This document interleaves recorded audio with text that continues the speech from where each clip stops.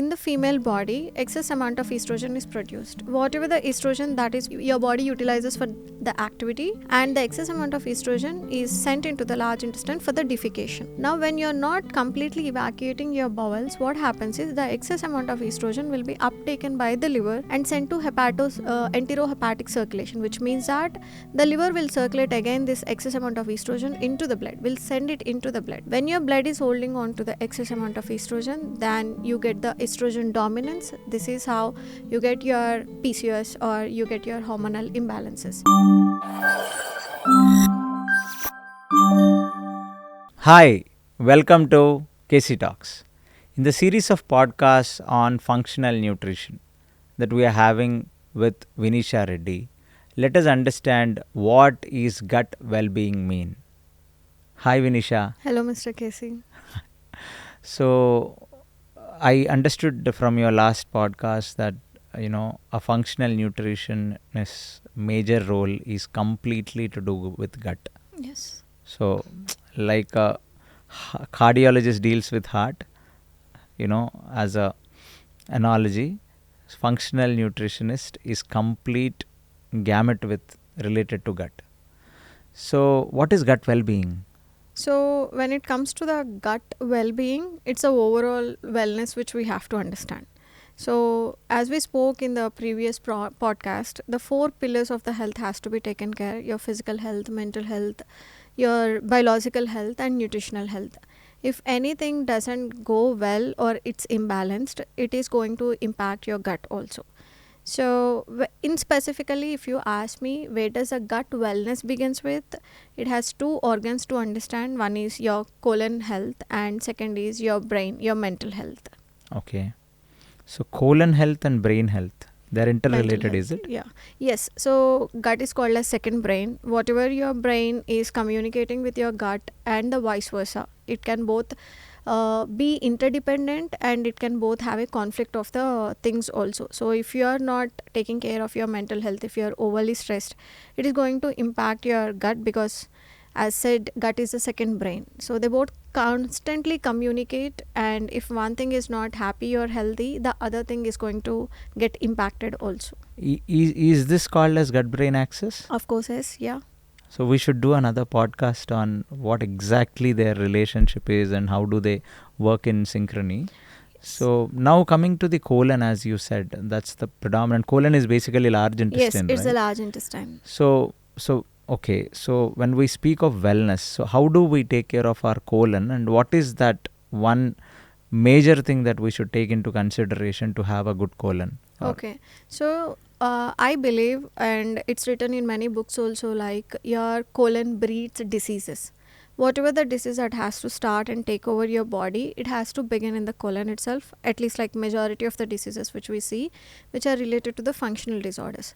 So how a colon can be healthy? The basic thing is the congestion of the colon should not be there, which means that your bowel movement should be regularized. If you are incompletely evacuating or you have a long-standing chronic constipation, it is going to take over your colon and fill the colon with the fecal matter. This congestion will reduce the good microbiome inside your gut and allow the breeding of bad microbiome, or the number goes imbalance. Usually in a healthy colon, it's a more of good microbiome and you have an unwanted microbiome in a small number. But when your colon is congested, you are not defecating every day, you are constipating, you are incompletely evacuating, then it allows the bad bacteria to grow in number.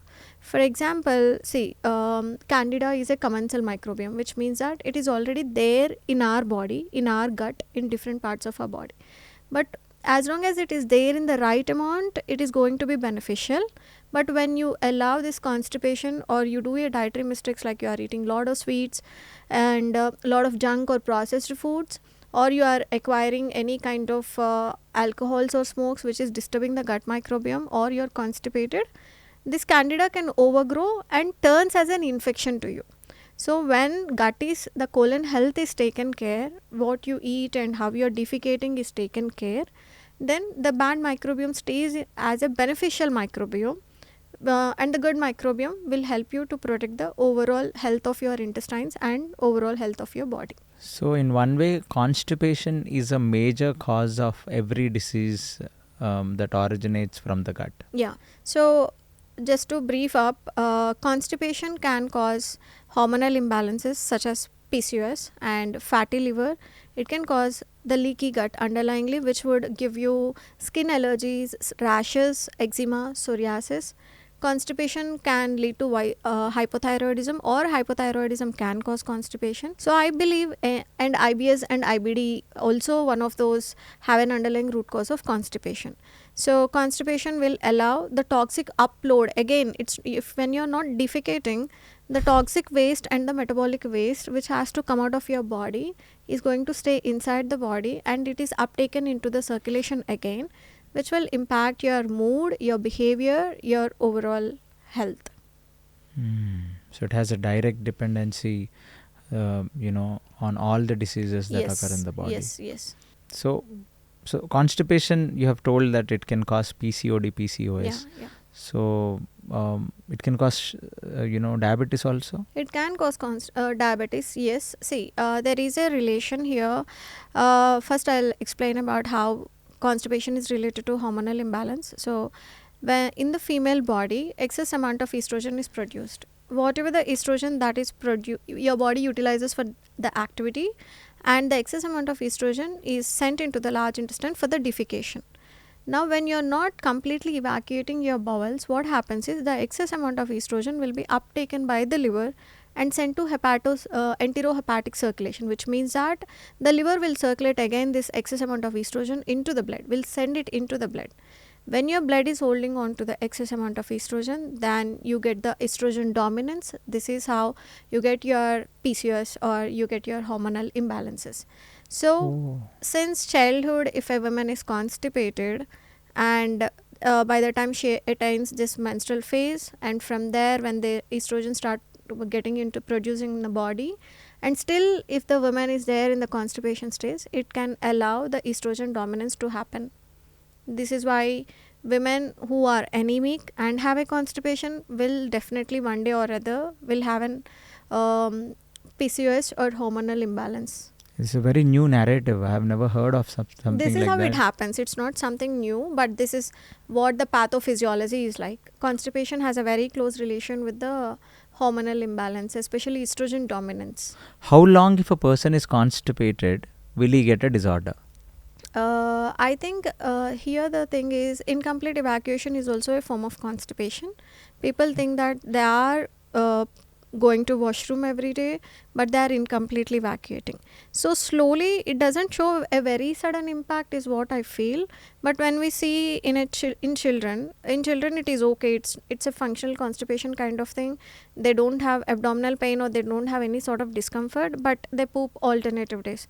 If this habit prolongs to a teenager, and from the teenager if this habits prolong to the adult stage, it can manifest into different types of symptoms. In some cases it can show up early also. I don't have a timeline like if you're constipated for 3 months this happens, or if you're constipated for 6 months this happens. But end of the day, how you're manifesting, each body is different. You have a different immune strength when compared to me, so you have a different physique compared to me. So it depends on everything, and it can take time anywhere between 3 to 30 years also to see a disease or disorder related to constipation. But we see a lot of youngsters these days, early teens, predominantly women, who come up with this PCOD, PCOS problems. So, but they all constipate. Whoever has a PCOD, PCOS, they have a constipational problem. I don't have the number, but as of I see, there is this is what physiologically happens when you're constipated. This is a physiological process. This is not something I'm making a correlation, looking at a particular number and trying to understand. But this is the physiology of your body. If the estrogen is not removed through the fecal matter, it enters into the circulation. This is how it is built. I can't change the narrative and give you a new description. So this is how it builds. So as of the cases which we see, women who have an constipation from the very young age, they are anemic also, and by the age they are at 20s or 25s, they are coming up with the cases of PCOS. Yes. So Vineesha, do the modern doctors, the allopathic doctors, understand it that way? Do they even give a lot of importance about the constipation? I'm not sure about this, Casey, because I never been to a doctor, but I think the limitations of a doctor is they can tell it orally, like, see, you have to resolve your constipation or something. I don't know. We can't generalize this topic because each doctor has a different practice, right? So I don't want to generalize this topic like other doctors really focusing on this. I have no idea. A doctor should come No, but forward and say. definitely from an allopathic standpoint, whatever doctors have met, constipation is constipation, but they don't correlate this as a major problem that would Definitely, lead to yes. another diseases. Yeah, like constipation is related to gastroenterologist, PCOS is related to a gynecologist issues, but end of the day, when you connect the root cause, it's the coming back to the gut again. And again now, Vineesha ji, one thing is constipation. When I say constipation, one is hard stools. That's what comes into my mind. Yeah. What else? Like you said, not fully evacuating. Yeah. So can you please throw some light on that? Do people understand whether they are evacuating fully or not? See, I want everyone to open your Google and look at the Bristol stool chart. This is what stands as a reference for the constipation, especially if it is in constipation, we can see like two things. One is a general constipation and other is IBS. IBS-C we call it. In general constipation, your stool type is normal. Your stool type is falls under type 4 on the Bristol stool chart or type 5, but you are incompletely evacuating or you are pooping a soft type of stool, a regular type of stool, once or twice, like once in 2 days. So your frequency can be different and you are incompletely evacuating, which is generally called as a constipation. In these cases, they don't have any sort of food intolerances, they don't have any sort of abdominal pain or nothing. But when it comes to the IBS cases, the constipation is defined as hard pellet type of stools which you are passing. If you are passing hard pellet type of stools, then it is considered as on the Bristol stool chart, it is type 1 and type 2. If you are passing type 1 and type 2 stools, it is considered as constipation. It's a severe form of constipation. But if you are passing type 3 and type 4, which is soft consistency of the stools, but you are incompletely evacuating, then it is also considered as constipation issues only. Incomplete evacuation, having less than one bowel movement, or you have to take a multiple bowel movements because of incomplete evacuation, is still considered as constipation only. Okay. Yeah. So constipation is directly related to PCOS, PCOD, thyroid, diabetes, fatty liver. Autoimmune conditions definitely have an underlying cause of constipation. Not all the people who have autoimmune condition may not have constipation, but constipation can result in more autoimmune conditions. That is how it is related. And you said skin disorders also. Yes. Eczema, psoriasis cases. In my clinical experience, we see many people who are constipated, who is not defecating. Where are these toxins going in? The toxins are being circulated again, and these toxins can create a leaky gut syndrome, which would go and disturb the immunity and show up like a flare up of the symptoms. It can show up on your skin, on eczema, psoriasis, or rheumatoid arthritis. Any other autoimmune condition can have a root cause of constipation. One of those root causes. So not everyone. So over time, when when you have a lot of toxic elements which are not getting eliminated out of your fecal matter, then you can develop something called leaky gut, and through that leaky gut, these toxins are flushed back into the blood. Yes. And then that's how you would develop an autoimmune or a skin disorder. Exactly. It's toxins on one part, but excess hormones which your body is also producing should get flushed out. So this is how hormonal imbalances, acne is also very closely related to the constipation. People who have constipation, they have acne, they have skin conditions definitely. Yes. Would you also have some asthma, lung-related issues if you have constipation? I never studied in this perspective. No, there should be a connection, but I'm not sure about it because I never studied in this way. Somewhere not having a healthy colon, again narrowing it down to having a good microbiome. These are the connections which we can make, and we can work on those cases like resolve your gut issues and see how your asthma is coming down. So if you have obesity, if you're not defecating every day, asthma can go very bad, right? At the same time, there are people who are healthy in all the terms, but the only condition is asthma can bother them. So it's an something is triggering their immune system. It could be the food intolerances, it could be the food allergies, it could be the environmental allergies. So I'm not closely associated here how having a constipation is directly going to impact the asthma, but I think your symptoms would come down at least a little bit when you're having a healthy gut. Having said this, you have correlated every disorder in the body, most of the disorders in the body, with constipation other than cancer. See, correlation in sense, if your colon is not healthy, it can lead to 100 other illnesses. That 100 other illnesses can also happen if you're not constipated. Yeah, I get it. Yeah. But the constipation can be a root cause Yes. to another illnesses. Yes. You know, Yes. but not vice versa. I get it. So cancer. I'm not going to talk about that topic because there is already so much of information about everything on YouTube. People are already suffering with health anxiety, looking at all this information which is available everywhere. We have a flood of information easily available. So if I'm talking about cancer and correlating everything and bringing back to the gut, I think my audience would freak out. Got it. But definitely colon cancer and constipation are related. Isn't it?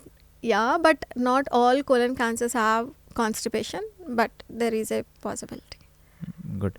So now, having said this, that constipation is a root cause of many disorders in the body, how do we work on getting rid of constipation? See, constipation may 3 factors, let us understand. One is hereditary factor. Obesity, one is a hereditary factor, and second is, does your parents have IBS and IBD and the same constipation issues? That can come as a hereditary thing, because like how we have a gene type in the body, the gut microbiome also, you acquire the gut microbiome from your parents also, and you acquire the gut microbiome through the environmental factors also. So in some cases it's the generations, you see this gut disorders being passed down through the generations, which is a hereditary factor. And you have an hereditary issue of hypothyroidism or Hashimoto's, which is an autoimmune condition. So these are the hereditary factors that can play a role in constipation. And second thing is the primary thing, which is your diet. What is your junk intake? Like you're eating a lot of processed foods, you're eating a lot of carbohydrates, a lot of sweets, and you're not drinking enough water. There is no enough fiber in your diet. And the obsession with the protein powders, obsession with eating 100 grams of protein is also leading to the constipation in this generation. So these are the nutritional factors that can play a role, and not drinking enough water is one of the thing, and sedentary lifestyle. This is the first phase of constipation. Then comes the secondary thing, like you had liver issues. Fatty liver can worsen your constipation. And again, the thyroid, even if you don't have in the family history, but you have hypothyroidism slows down everything about your body, including the gut motility. That could be one of the reason why people who have hypothyroidism can have constipation also. And anemia, if you have iron deficiency, it can cause constipation also. If you have worm infestations, people from very young age can have this worm infestation. They don't understand they have worm infestations, but they are nutritionally malnourished. No matter how much good food they eat, they don't get that nutrition into the body, and they're always constipated. No matter how much water they drink, how much fiber they eat, the constipation is never resolving. So these could be the things. And gallbladder surgeries is one of the major reason why it can give a lot of bloating and constipation also. So these all factors, it's a multifactorial, no single cause, but it depends on the individual. Say like now you are having constipation, your friend is also having constipation, both of you can have a different reasons why you both are constipated. Yeah. So what sort of dietary changes do you think we should do to get rid of constipation? First thing is rule out the primary things, like rule out hypothyroidism, anemia, and pcos, estrogen dominance kind of thing, do you have fatty liver, all these primary evaluations you rule out and find a solution depending on your primary evaluation. Say like your issue is hypothyroidism, so hypothyroidism mein you have to focus on making your thyroid gland work effectively so that it increases the gut motility and your constipation heals. In those cases, like if you are eating gluten and it is showing impact, like your constipation is worsening with the gluten and dairy, you follow a certain gluten free diet or dairy free diet and see how your body is adjusting. Increase the fiber intake, remove the sugars from your diet. What your thyroid doesn't gland doesn't like is it doesn't like anything processed. It further slow down the gut motility. And then change your diet, like include 20 grams or 25 grams of fiber with every meal. That is a first thumb rule. And the second thumb rule is 3 liters of water or 2.5 liters of water, depending on the place and your age. You have to decide what is a water that is okay for your body. And this water should not be a plain water, it should be an electrolyte infused water. So a little bit of rock salt or pink salt along with the lemon water, or non-caffeinated teas like peppermint tea, chamomile tea can also increase the gut motility. So these type of electrolyte infused waters are more helpful than the plain water. Most of the times in constipation cases, what they do the mistake is they drink a lot of water, still they're constipated. Here the problem is the electrolytes will hydrate your intestines. It's not just the water. Drinking only plain water is not going to help you. Get in some electrolytes into your water or infused. Now people are making these cucumber and mint infused, like vegetable infused waters or fruit infused waters. Those things are also good. It can give some sort of change in your constipation. This is a third factor, water intake. Fourth factor is like sedentary lifestyle. Give up on your sedentary lifestyle and get into an active lifestyle. That can help. Having said that, if you have ruled out only your underlying causes, then you know where to focus. If you are anemic, no matter how many home remedies I tell you, it is not going to get better. So there are a lot of things in anemia cases like low stomach acid, poor gut motility, infections, inflammations, why your iron is always low. These things have to be evaluated, then only you get answer for constipation. At the same time, there is something called as backup constipation. People will defecate every day, but since they are not completely defecating, there are fecal lodgement inside the intestines. If you have this fecal lodgement, no matter how many laxatives you take, no matter how much water you take, end of the day you are constipated only, because these fecal matters are solidified inside your large intestine. A colon hydrotherapy or multiple rounds of enema can only bring it out. So, and when we ask this common question, like people when they go to colonoscopy, they have to drink one liquid, which is a laxative kind of liquid. That liquid, after drinking that liquid and emptying their gut, constipated bowels completely, they feel like they can sleep very peacefully that night. They usually, sleep very nice. They have like very good mood. They want to eat. Their appetite is being improved. So this is how your right from your mood to the appetite, constipation is connected. If you are chronically constipated, you see a person, I can easily understand why a constipated person is always in an agitated mode. Irritated mode. Yeah, yes.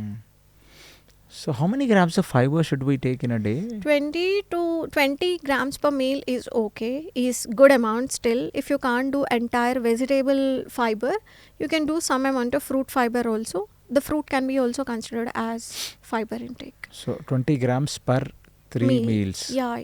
Per meal 20 grams. If you are new to the fiber intake, take it very slow. Say like you are just eating the carbohydrates every day. So what you can do in the morning for the breakfast, eat one keera or cucumber. That is good. In the lunch, you include one green leafy vegetable, any local green leafy vegetable which you get, and pair it with a bean family vegetable.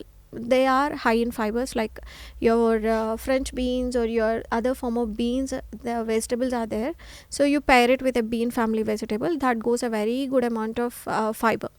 And in the dinner, same again, pick one vegetable, pair it with any other food of your choice. That can also snack. For the snack, have the kiwi, papaya, guava are high in fiber. And prunes also, they're high in fiber. They help with constipation.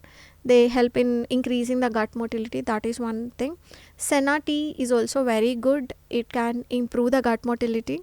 Senna tea, a disclaimer, it has to be used only 1 month, and you should not use it like a complete laxative kind of thing. Use it in very small amounts just to assist the constipation while taking care of other things. So yeah, it depends on what works for you. It may not work for someone else in order to heal the constipation, because in SIBO, when you try eating fiber, your gut will be very much bloated. This condition is called a small intestine bacterial overgrowth, where you don't tolerate fiber at all. Fiber makes you more bloated, but the constipation will only heal when there is good amount of fiber in your diet. So in SIBO, we have to kill the infection first and then change your diet.